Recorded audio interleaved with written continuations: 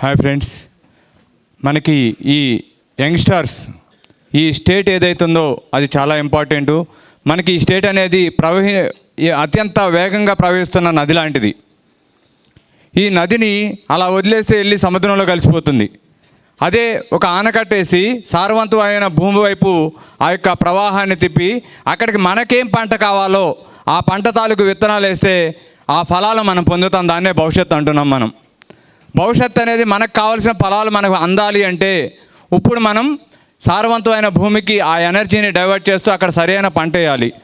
ఇప్పుడు ఇక్కడ the pyramid spiritual trust పూర్తి సహాయ సహకారాలతో ఈ యూత్ విభాగం ద్వారా ఈ రోజున మీకు ఒక ఆనకట్ట వేయడం జరిగింది. ఇక్కడ ఆల్రెడీ సారవంతంలో మీ ఎనర్జీ అనేది డైవర్ట్ అవ్వడం జరిగింది. కానీ మీరు ఏ విత్తనాలు వేస్తారో అనేది మీకు క్లారిటీ ఉండాలి. దాన్ని బట్టి మీ భవిష్యత్తు ఎలా ఉంటుంది అనేది నిర్ణయించబడుతుంది.